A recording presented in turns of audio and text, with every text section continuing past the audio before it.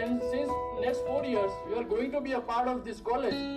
I wish that you absorb more and more knowledge and experience from here.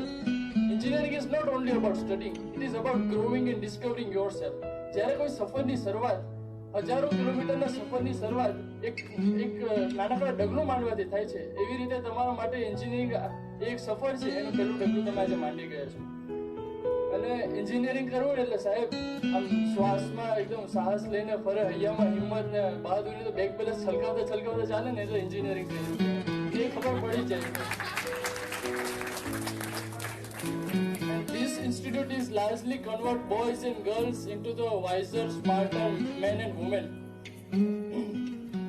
And as a being an engineer, you are an engineering student, you are the smartest and the youngest guy who are having the great ideas to solve the problem of our societies and making this country better.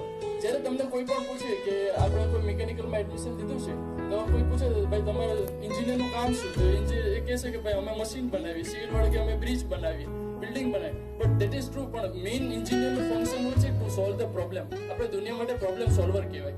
તો આપણે જે સોસાયટીની problem છે એ solve કરવાની હોય છે, અને એવી રીતે આપણે દેશને કઈ રીતે આગળ વધારવો તે વિશે વિચારવાનું હોય છે. And always challenge yourself with the wonderful opportunities you will provided at this institute. Everyone is going to be engineer. બધા જ engineer બનવાના છે, but some of will become the great singer, dancer, writer, થોડા મારા જેવા, ને photographer, અને બહુ બધા આવી રીતે તમને પોતાની સ્કિલને આગળ વધારવા માટે ખૂબ જ પ્રોત્સાહન કોલેજમાંથી મળવાનું છે.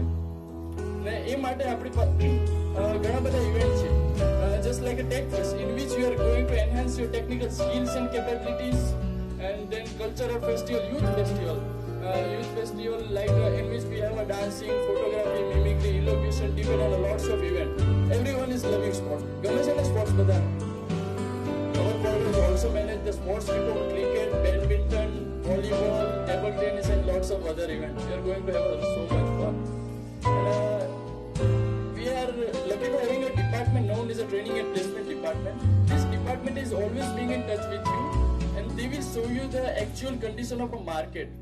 Okay, they will prepare you for how you must go for the professional life, what thing you should follow for your career, and they will come up with some of the great industrial visits, seminars, workshops and training, etc. So what you have to do, just don't think too much and participate in each and every event.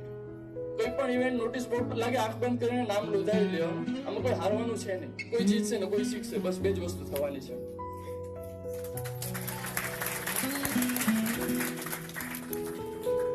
અને this is my personal advice as a વડીલ. હવે તો તમે junior આવી ગયા એટલે અમે વડીલ કહેવાય.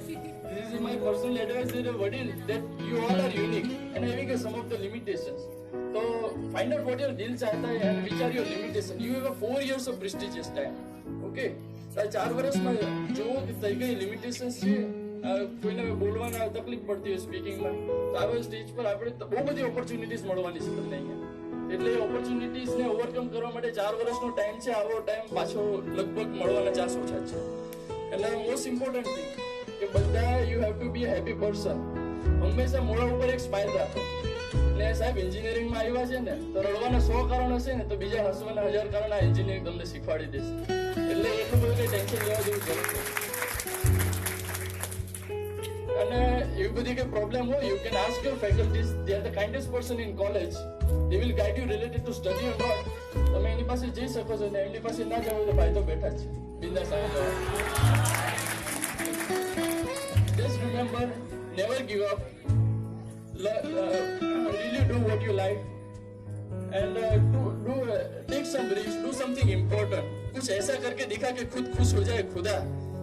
એવી વાત લઈને ચાલો. અને હવે થોડોક ટાઈમ વધારે લઈ લીધો એવું લાગે છે, તો છેલ્લે 2 લીટી કહીને મારું વક્તવ્યને ફૂલ સ્ટોપ આપું કે કિએ હાથ દો દો વક્ત કા મારા નહીં હું મેં, કિએ હાથ દો દો વક્ત કા મારા નહીં હું મેં, आज तक लड़ रहा हूँ अभी तक हारा नहीं हूँ मैं. थैंक